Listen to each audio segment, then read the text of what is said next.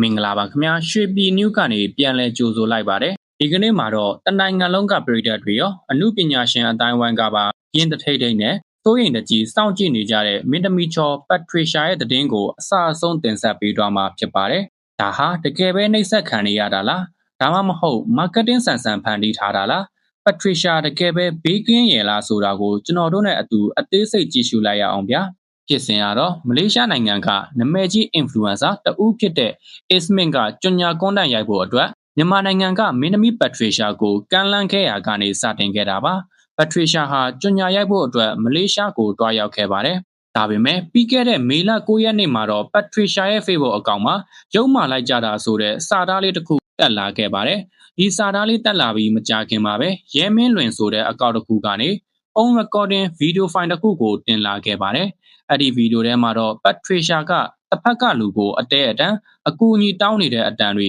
ဘေးနားမှာတယောက်ယောက်ကနှိပ်စက်နေတယ်လို့မျိုးအော်ဟစ်နေတဲ့အတန်တွေကိုကြားလိုက်ရတာကြောင့်ပြည်သက်တွေတကယ့်ကိုထိတ်လန့်သွားခဲ့ရပါတယ်အဲ့ဒီရဲမင်းလွင်ဆိုသူကတော့ Ismin ကပတ်ထရီရှာကိုဟိုတယ်ခန်းထဲမှာရိတ်လုပ်ပြီးနှိပ်စက်နေပါတယ်ဆိုပြီးဆွဆွဲပြောဆိုခဲ့ပါတယ်နောက်ထပ်ဖုံးပြန်ဆက်တဲ့အခါမှာလည်းပတ်ထရီရှာကအကြက်ကင်ခံထားရတဲ့လေတံမျိုးနဲ့သူအဆင်ပြေပါတယ်လို့ပြောနေပေမဲ့ဘယ်ဟိုတယ်မှာလဲလို့မေးတဲ့အချိန်မှာတော့တယောက်ယောက်ကပါဇက်ကိုလက်နဲ့အုပ်လိုက်တဲ့အတန်ကြားရပြီးဖုံးကျသွားခဲ့ပါတယ်ဒီဗီဒီယိုဖိုင်တွေ online မှာပြန့်နှံ့လာတဲ့အခါမှာတော့အုပ်အော်တောင်းနှင်းဖြစ်သွားခဲ့ပါတယ်ပတ်ထရီရှာကိုစိုးရိမ်သူတွေက Ismin ကိုဝိုင်းဝန်းဆဲဆိုကြတယ်လို့မလေးရှားမှာရှိတဲ့မြန်မာတွေကလည်းပတ်ထရီရှာကိုကူညီပေးကြဖို့အတဲအတန်ကြိုးစားခဲ့ကြပါတယ်ဒါပေမဲ့မကြာခင်မှာပဲ Ismin ရဲ့ Facebook page ကနေဗီဒီယိုတစ်ခုတက်လာပြန်ပါတယ်အဲ့ဒီဗီဒီယိုထဲမှာတော့ Ismin ရဲ့ဘေးမှာပတ်ထရီရှာကအတူတူထိုင်နေတာကိုတွေ့ရပါတယ်။ Ismin က online မှာပြန့်နှံ့နေတဲ့သတင်းတွေဟာမဟုတ်မမှန်ကြောင်းနဲ့သတင်းမှားဖြန့်သူတွေကိုတရားဥပဒေနဲ့ရင်ဆိုင်သွားမယ်လို့ပြောဆိုခဲ့ပါတယ်။ပတ်ထရီရှာကိုတိုင်ကလည်းသူအဆင်ပြေပါတယ်လို့ဗီဒီယိုထဲမှာပြောခဲ့ပါတယ်။ဒါပေမဲ့ပြည်သက်တွေကတော့မယုံကြည်ကြသေးပါဘူး။ဗီဒီယိုထဲကပတ်ထရီရှာရဲ့မျက်နှာဟာအရင်လိုမဟုတ်ပဲ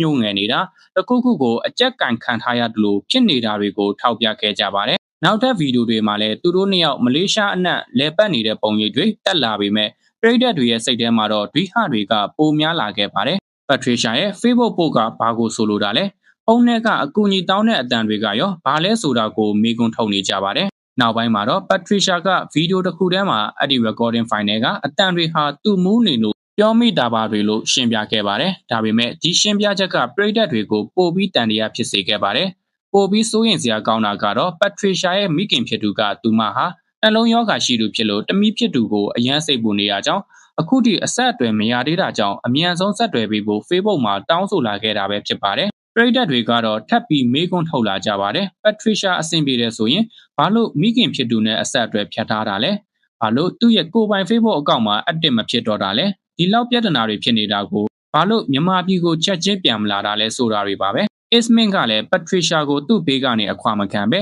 အမြဲတမ်းစောင့်ကြည့်နေတယ်လို့ဖြစ်နေတာကလည်းတကယ့်ကိုထူဆန်းနေပါတယ်။လက်ရှိမှာတော့အမှုပညာရှင်အတိုင်းဝိုင်းနဲ့ပြည်သက်တွေအားလုံးကပတ်ထရီရှာကိုမြန်မာပြည်ကိုအမြန်ဆုံးပြန်လာဖို့တိုက်တွန်းနေကြပါတယ်။ပတ်ထရီရှာမြန်မာပြည်ကိုပြန်ရောက်ပြီးသူမကိုယ်တိုင်အားလုံးကိုပွင့်ပွင့်လင်းလင်းပြောပြနိုင်မှသာဒီဖြစ်ရပ်တွေရဲ့အဖြေမှန်ကိုသိရမှာဖြစ်ပါတယ်။ပြည်သက်ကြီးရောဒီကိစ္စအပေါ်ဘယ်လိုထင်မြင်မိကြတယ်လဲ။ဒါဟာတကယ်ပဲနှိပ်စက်ခံနေရတာလားဒါမှမဟုတ်တခုခုကိုဖုံးကွယ်ထားတာလား။ comment မှာဝင်ရောက်ဆွေးနွေးပေးခဲ့ကြပါဦး။အခုလိုသတင်းထူးတွေကိုနေ့စဉ်စောင့်မျှော်ကြည့်ရှုနိုင်ဖို့အတွက်ကျွန်တော်တို့ရဲ့ရွှေပြည် News Channel လေးကို Subscribe လုပ်ထားဖို့မမေ့ပါနဲ့နော်ကြည့်ရှုပေးခဲ့ကြတဲ့ပရိသတ်ကြီးအားလုံးကိုကျေးဇူးအထူးတင်ရှိပါတယ်ခင်ဗျာအားလုံးပဲဘေးကင်းကြပါစေ။